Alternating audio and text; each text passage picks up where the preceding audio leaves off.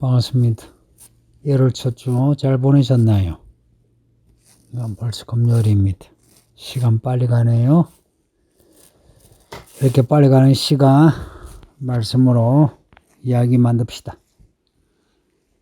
오늘 말씀은 요한복음 19장 1절에서 10절입니다.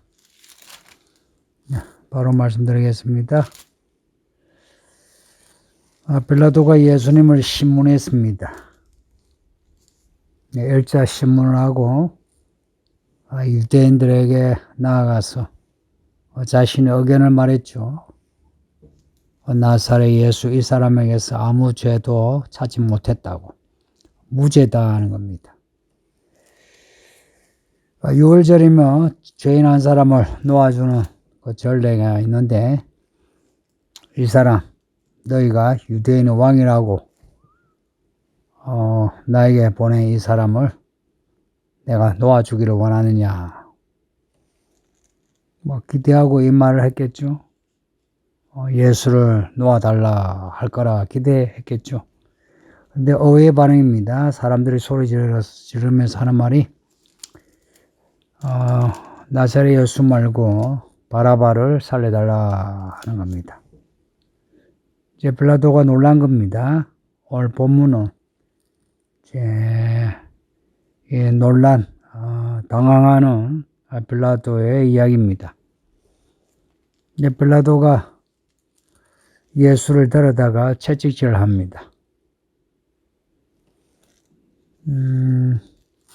확정 판결 내리기 전에 지금 채찍질을 해요. 이 채찍질 행은 죽지는 않지만 반죽음 상태로 가는 형벌입니다. 왜냐하면 로마의 그 채찍은 우리가 생각하는 그런 채찍이 아니라 사람의 살과 뼈를 치는 채찍입니다. 그 채찍의 줄 끝에 뼈를 낚싯바늘처럼 갈아가지고 그 채찍에 맞으면 살이, 이 피부가 뜯겨나갑니다. 그리고 뼈에 부딪히면 뼈도 부러뜨리거나 금이 가게 만들 수 있는. 이걸 40대에서 한 대 모자라게 39대를 치는 겁니다. 그 예수님이 완전히 반죽음 상태가 되는 거죠. 그리고 끝나고 군인들이 가시나무로 관을 엮어서 예수님 머리에 씌워줍니다. 이 가시로 만들어진 머리에 씌우면 어떻게 되겠습니까? 머리에 가시가 박히면서 피가 흐르겠죠. 게다가 자식 옷을 입힙니다. 그 자식 옷은 왕이 입는 옷이죠. 예수님을 조롱하는 겁니다. 자식 옷을 입히면서 하는 말이 유대인의 왕이여 하고 앞에서 절을 하는 그런 신용을 했을 거고, 그리고는 손으로 때리더라. 참 이 사람들 대단한 사람들이죠. 그나마 빌라도는 두려워하는 모습이 있는데 이 밑에 수하에 부리는 군인들에 이렇게 잔인하고 무지막지하네요. 사실 이런 형벌은 빌라도가 시킨 거나 같습니다. 이렇게 한 이유는 아마 이렇게 하면은 사형 판결은 면할 수 있다 생각해서 그렇게 했을 겁니다. 그래서 1차 신문 끝나고 유대인의 반응을 보고 다시 이제 신문하고 또 이제 반응을 보는 겁니다. 이제 이렇게 하는 이유는 내가 그에게서 아무 죄도 찾지 못했다고 6절에서도 내가 이 사람에게서 아무 죄를 찾지 못했다, 무죄다 하는 겁니다. 베드로가 3번 예수님을 부인한 거하고 빌라도가 3번 예수님의 무죄를 확정한 거하고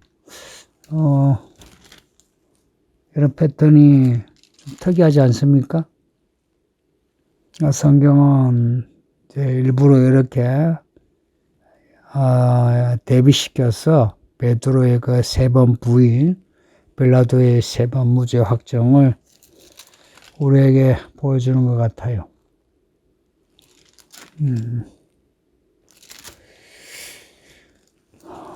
예수님이 이렇게 조롱당하시고 채찍 맞으시고 또 얻어 터지시고 이런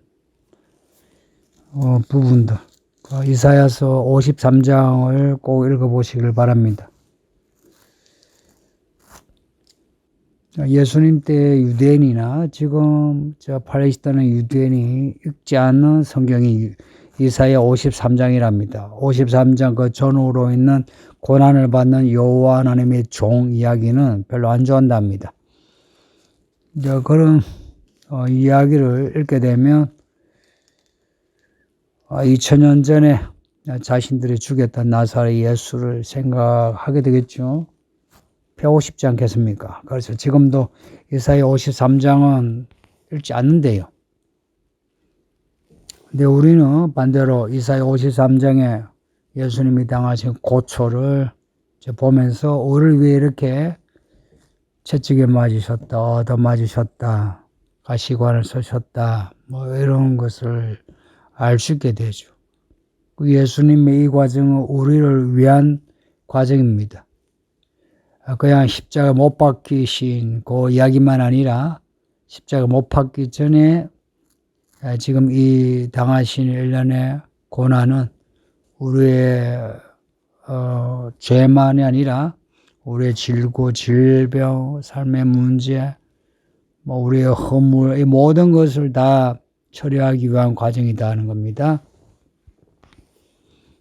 그리고 이 빌라도의 지시하에 이 군인들이 예수님께 하는 이 행동, 이 또한 하나님이 의도하신 가운데 지금 이런 일들을 겪으시는 겁니다. 정말 우리 하나님의 사랑이 대단하시죠. 하나님의 아들이 이런 일들을 겪도록 지금 주도하고 계십니다. 이제 이 하나님의 주도하에 악역을 맡은 사람들이 이제 대제사장들, 아래 사람들, 그리고 빌라도까지, 그 본디오 빌라도에게 고난을 받으사 수천 년간 지금 빌라도 이야기를 하고 있지 않습니까?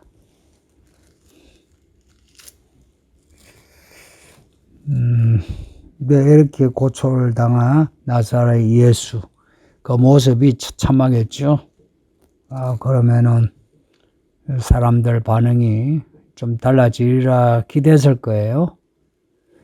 근데 사람들 반응은 똑같습니다. 6절에 보면 대제사장들과 아래 사람들이 예수를 보고 소리질러 말하는데 십자가에 못 박으소서, 십자가에 못 박으소서, 죽여달라는 겁니다.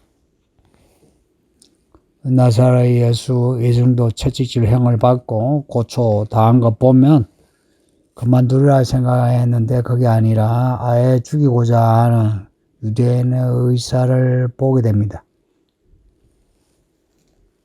빌라도는 이 문제 나중에 발목을 잡을 수 있겠다 싶은 거예요. 그래서 어떻게 하든지 이 나사렛 예수 십자가 형은 피하려고 해요. 그래서 빌라도가 하는 말이 나는 이 사람에게서 아무 죄를 발견하지 못했으니까 너희 법대로 하라고, 너희 법으로 하라고, 내가 친히 데려다가 못 박아 죽여라고. 나는 죽일 수가 없다고. 왜냐? 이 사람에게서 죽일 만한 죄를 찾지 못했기 때문에. 근데 이 말을 듣자 유대인의 반응, 이제 대제사장들과 함께하는 아래 사람들의 반응이 이렇습니다. 우리 법으로 하면 그 사람은 당연히 죽어야 한다. 왜냐니까 그 사람은 자기 자신이 하나님의 아들이라고 했기 때문이다고. 지금 유대인들이 말하는 그 법은 레위기 24장의 내용이에요. 신성모독죄는 사형입니다. 온 백성이 돌로 쳐서 죽이는 거예요. 그리고 신명기 18장에 하나님의 음성이 아니라 자기 마음에서 나오는 소리를 하는 사람. 거짓 선지자는 죽여야 하는 거예요.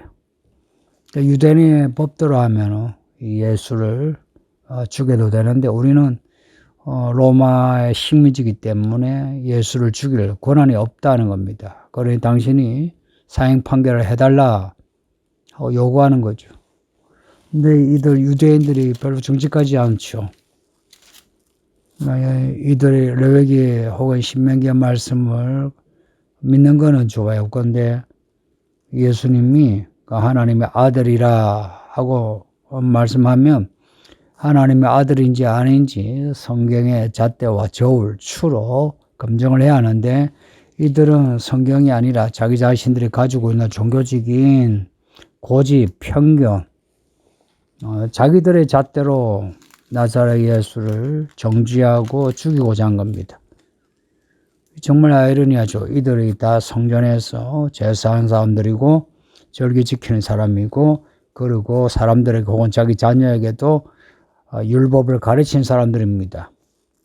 이 6월절에 이방인 뜰에 가지 않는 이유, 빌라도와 직접 접촉하지 않는 이유 뭐냐 하니까 이방인을 만나면 부정해지니까 그래서 접촉하지 않아요. 그만큼 율법에 대해서 온전해지려고 하는 이 사람들이 이 율법을 온전케 하려고 오신 예수님을 알아보지 못했다는 거 아이러니하지 않습니까? 이런 아이러니는 그때만 있는 것이 아니라 2000년 내내 있어 왔고 지금 우리들에게 특히나 예수님이 오실 시대가 된 지금은 이 아이러니가 절정에 이르죠. 이에 대해서는 차츰차츰 말씀드리겠습니다. 이런 유대인의 반응을 본 빌라도의 그 마음은 복잡했을 겁니다. 어떻게 해야 하나?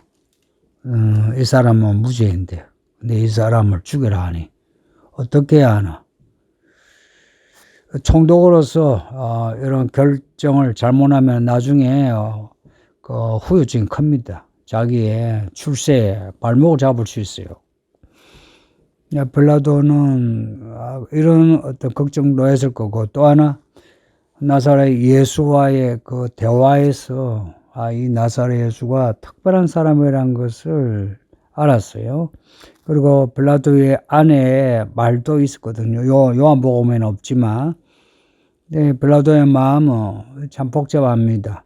그 예수, 나사렛 예수의 이 신비로운 남자에 대한 두려움 혹은 무죄를 유죄로 판단했을 때 생기는 그 후유증 그리고 내가 이 사람을 놓아줬을 때에 일어날 수 있는 유대인의 밀란 참 빌라도도 지금 힘든 시간을 보낸 거예요. 이런 유대인의 반응을 본 지금 앞에서 18장에서 18장 38절 그 뒤에 여기서 유대인의 반응을 받고 또 다시 19장에서 또 반응을 봅니다.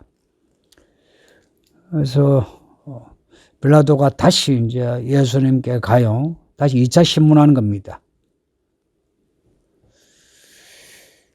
이제 결론을 내려야 할 시간이 온 거예요.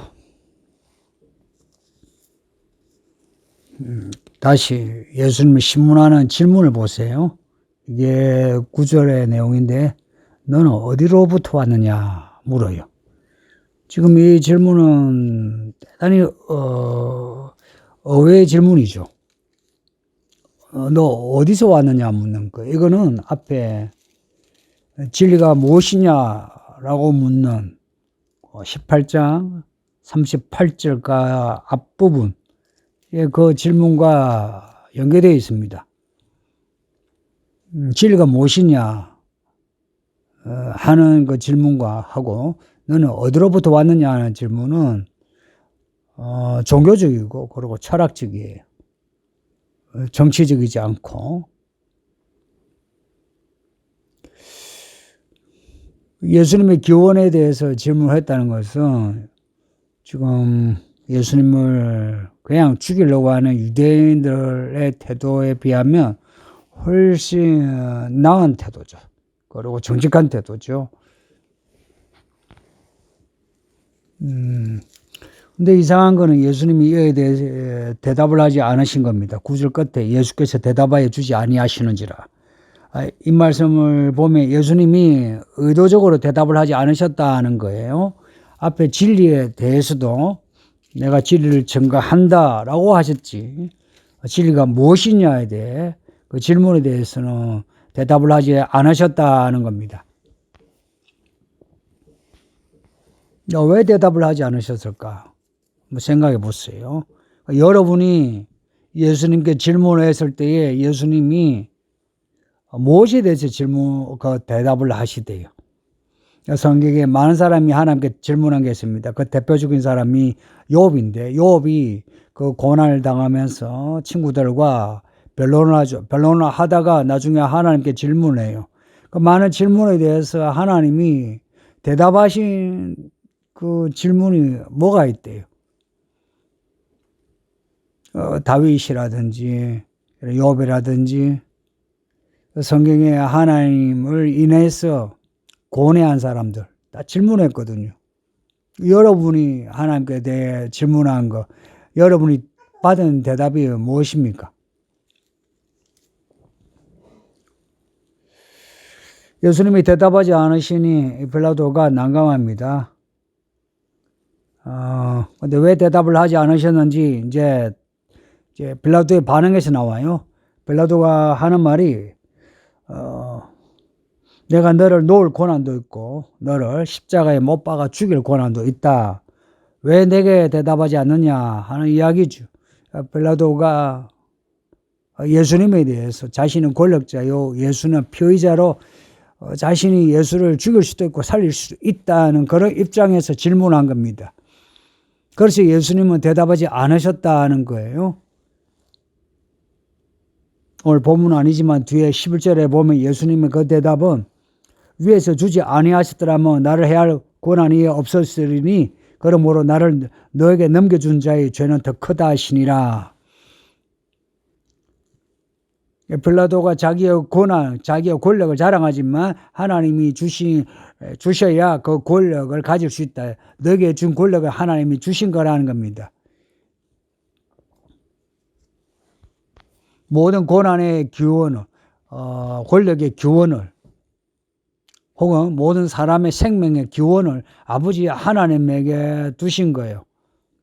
그런데 빌라도는 자기가 가지고 있는 이 권력 혹은 권한을 자기가 가진 걸로, 그 자기의 권한 혹은 권력의 이 기원에 대해서는 생각지 않은 채 내가 가지고 있는데 내가 너를 살릴 수도 있고 죽일 수도 있다는 겁니다. 사람들이 가지고 있는 생각이 그거 아닙니까? 자기가 가지고 있는 돈, 이거 어디서 나온지 압니까?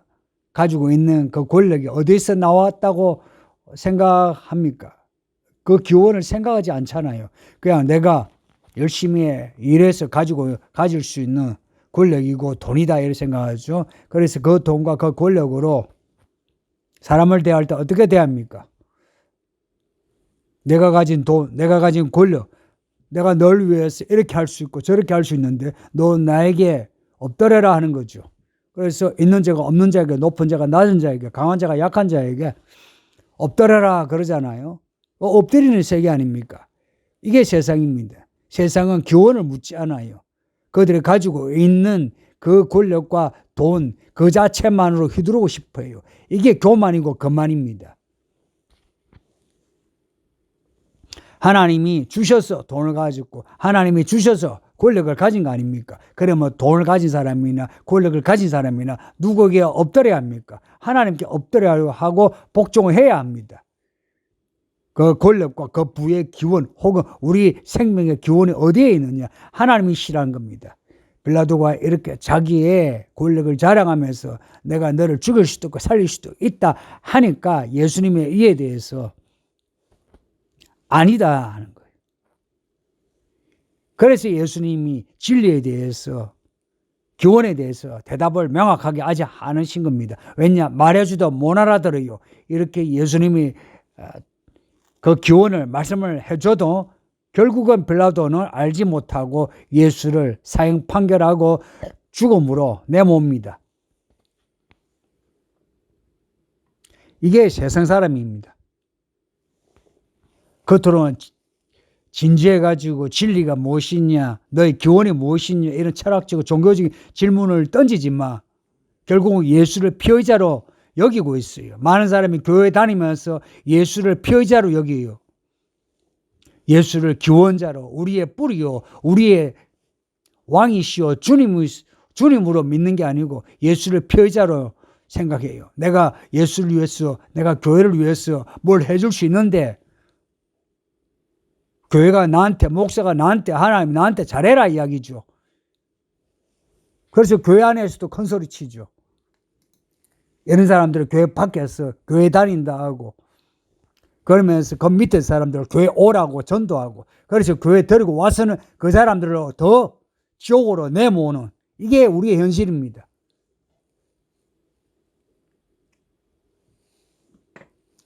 이 마지막 때 성도들 대부분이 그렇게 됩니다.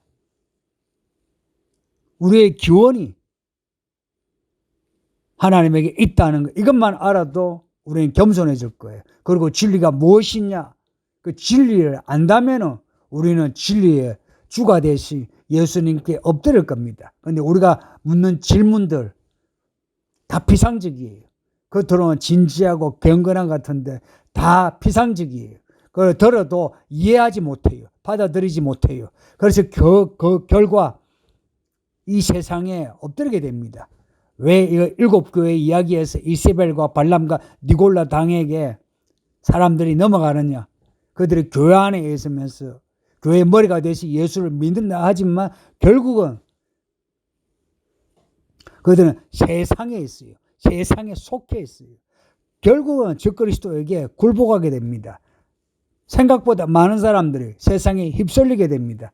성경을 믿는다고, 예수를 믿는다고, 교회를 섬긴다 하지만 결국은 적그리스도에게 붙어요. 빌라도가 유대인의 이 군중들의 말에 휩쓸려서 예수를 죽음으로 내몬 것처럼 결국은 사람들이 그렇게 됩니다. 그렇게 되지 않으려면 예수님을 전적으로 믿어야 하고 예수님의 그 말씀을 파고들어야 합니다. 예수님 말씀을 파고들어야 돼요. 예수님 말씀을 파고들려면 다른 것을 놓아야 합니다. 마음에서 잡고 있는 걸 놓아야 그 말씀을 파고들 수 있고 그 마음에 채워지죠. 말씀에 집중해야 합니다. 많은 사람들이 교회 오래 다니는 이 무거운 성도들이 산만해 있어요.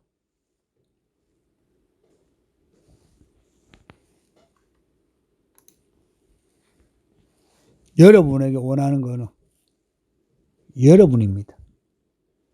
하나님이 여러분을 요구해요. 여러분의 마음과 생각, 뜻을 예수님께 드리세요. 오늘 제가 이 녹음하기 전에 한 아이가 와서 하나님의 시간표를 어떻게 압니까? 물어요. 이제 초등학생이. 하나님의 시간표를 어떻게 알 것 같습니까? 하나님의 뜻을 어떻게 알 것 같습니까? 성경 이야기 보면 처음에 태초에 하나님이 천지를 창조하시라 나와요. 성경 제일 끝에 예수님이 속히 오신다 나와요. 성경이요, 처음과 끝을 적은 시간표예요. 그리고 성경이 하나님의 이야기, 그 이야기 속에 하나님의 뜻을 밝혀놓았어요. 그래서 누구든지 진지하기만 하면, 정직하기만 하면 성경에서 시간표를 알게 되고 성경에서 하나님의 뜻을 알게 돼요. 그러면 그 시간표대로 살면 되고 그 이야기대로 살면 돼요. 살면 돼요. 살려고 해야만 사라집니다. 내가 살려고 하지 않으면 안 사라져요. 살려고 해야 돼요. 그러려면 집중해야 합니다. 산만한 것을 정리해야 되고 사람들의 말에 휩쓸리면 안 됩니다. 내가 나사렛 예수가 무죄라 확정을 했으면 무죄로 선고해야 합니다. 빌라도가 그렇게 했으면 본디오 빌라도에게 고난을 받았사 이런 사도신경이 없죠.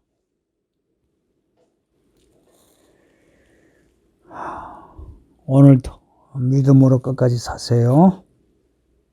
네, 기도하겠습니다. 아버지 하나님 감사합니다. 이 험한 세상 살아가는 성도들을 불쌍히 여기시고 함께 하사 도우셔서 그 모든 길에 구원의 문이 열리게 하시고 하나님의 나라 들어가게 해 주소서. 어떤 상황에서도 믿음을 잃지 않도록 주께서 도와주소서. 감사하고 예수님 이름으로 기도합니다. 아멘. 야, 성도님 오늘도 평안하시고 믿음으로 끝까지 가세요. 바이바이.